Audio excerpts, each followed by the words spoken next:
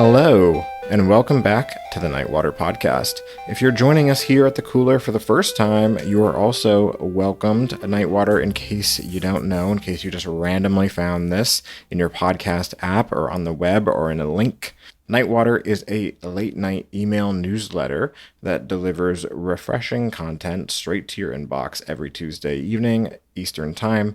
So if you're not signed up, head over to nightwater.email. That's a URL, nightwater.email. And just put in your email address and get that late night content injected directly into your inbox. It's also a website, so you can go and read the whole archive. You can see if the content is good for you. If you're like, oh, this is truly refreshing, or if you're like, this is not as refreshing as I was sold. This is not the kind of refreshing content that I'm looking for on a Tuesday evening. That's fine. You don't have to put in your email address, but you can read it all. Leave a little comment, leave a little like. We love it regardless. So for this week, I wanted to bring you something a little special. So a few weeks ago, I saw my friend Mary Boo Anderson performing at a virtual Zoom poetry reading for Peach Mag. And I thought, damn, let's bring that energy to Nightwater. Let's get a little late night poetry reading going.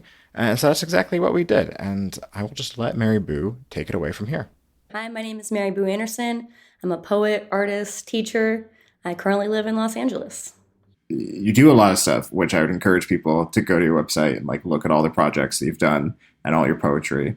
But I'm curious how you would describe your poetry in terms of where you draw inspiration and what kind of themes you like to explore, and how that is maybe different or the same from other artistic work that you do. That's a great question. Yeah, I would say my poetry, I like poetry that's sort of silly, but also sort of comments on our weird current society. I also, if you know me, I really enjoy things that are kind of performative or kind of shticky or kind of have some surprises in them. So I think I draw a lot on that kind of vibe, like absurdism, fluxism, like the situationist, kind of creating opportunities where maybe no one would expect there to be an opportunity type of thing in my poetry as well as in my artwork. Do you feel like your poetry has allowed you to explore that in a different way than creating a physical or digital art piece?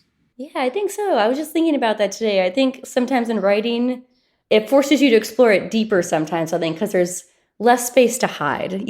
Sometimes it's nice to just start doing a visual piece of art and you can kind of hide and, oh, I want to make this look pretty, or, oh, I'm going to try this technique or something. And you can try techniques in writing, obviously, and you can make writing look pretty.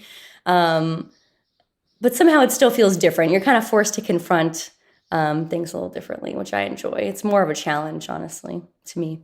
I'm curious about that in terms of, performing poetry versus reading it on the page as well, because it's been, I know with the pandemic, a lot less poetry readings in general. So I'm curious how you feel about that in terms of the experience of performing it and hearing it versus reading it on the page, because I know also in your poetry you explore a lot of internet language or spelling things differently, more like texting.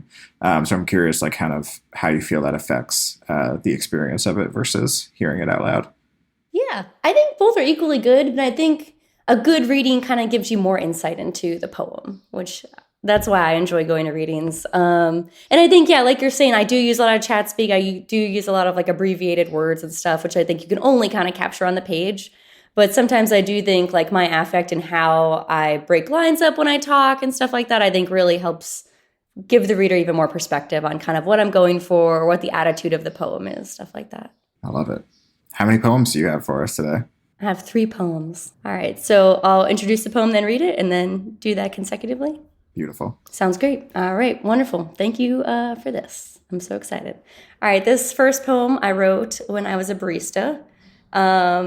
And I was getting into some trouble, but not in the ways you would think. My manager caught me on the tape of me, just my head down, asleep at the bar.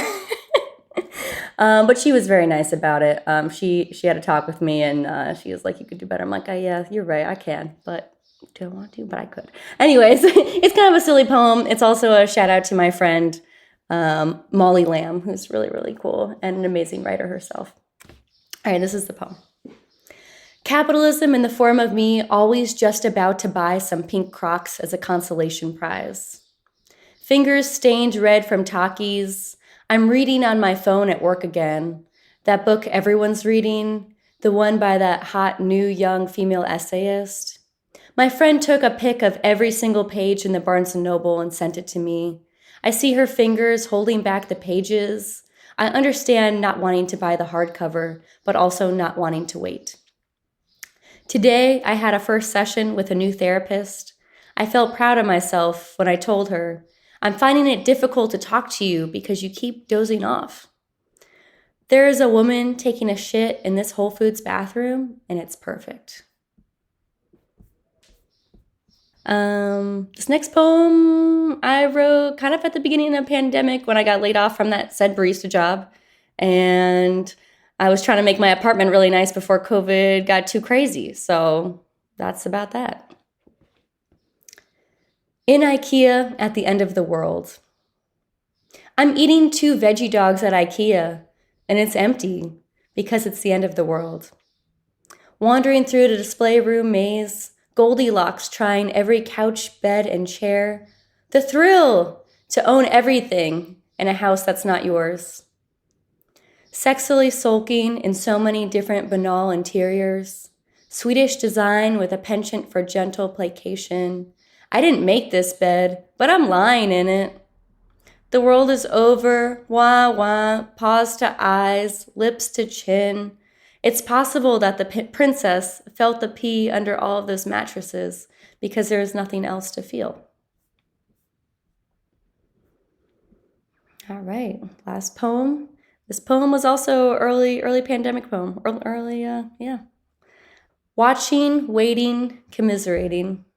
Car alarm on loop remains preferable to I told you so. The comforting refrain of a TV theme song. In Brooklyn, the motorbike boys still night ride down Nostrand. The street cats still make bodegas their homes. Sometimes the only good things are dogs and flowers, but then I remember fruit and horses and the couple giving out pineapples to everyone in this park. Hold music plays. I love all of it. I love the vision of like IKEA at the end of the world. Nice. I can imagine like actually like being holed up in like the Red Hook IKEA, just like zombies at the door or whatever, and you're kind of stuck in this like kind of perfect environment, or these kind of like open apartments all the time as well. Definitely. This weird mini world. Yeah, exactly. Before we wrap up, have to ask you the most important question anyone's ever been asked. What do you imagine from the phrase late night vibes? And then what do you think are your kind of ideal late night vibes? I think to me, they're one of the same. I think of just cozy on the couch. I have a blanket. It's a little too cold, but I need the blanket. I like something heavy on me, getting into some just very chill activities, watching a Survivor, watching some HBO show, just kind of winding down. Maybe I have a treat. That sounds pretty good. Very cozy. I've had that answer before where someone says like, oh, like maybe like a nice treat. Like, I'm just like, I love that in terms of like, it's the end of the day and it's like, you deserve a treat. Exactly. Big into treat culture. Well, cool. Where can people find you if they love the poetry and they want to read more or just follow your work? Where can people do that? Yeah. You can find me on Instagram and Twitter at whoismaryboo. And my website is marybooanderson.com. And thank you so much for having me. I really appreciate it. Thank you so much, Mary Boo, for joining me here on Nightwater. As Mary said, you can find out more about her at marybooanderson.com. I'm sure that link is in the show notes in your podcast app if you take a gander over there. And you can probably also find a link to nightwater.email. That's where I'm at, where I'm sending late night refreshing content every week, Tuesday evening, ET time. ET time, so Eastern Standard Time. So didn't need to say ET time. It's kind of like saying ATM machine. I apologize to you, the listener, who is diligently listening to the end. If you are diligently listening to the end, you truly love this. Head over to nightwater.email/subscribe, I think, and if you're already subscribed, it'll show you a nice little option where you can actually upgrade your subscription to a paid subscription. What that does is it gets you some bonus content, just gets you more behind the scenes kind of DVD extras from me. It's a thing where, if you like what I'm doing here, I definitely appreciate it. But also, if you don't have the cash or you just are like, I like it, but not that much, also totally fine. You'll still get free content every week, Tuesdays, ET time. Also, just in case you don't know, it's a newsletter, but also it's a website. So you can go and leave comments and throw a little like. So if you made it all the way here, throw me a comment, throw me a like. You can do that at nightwater.email. Thanks.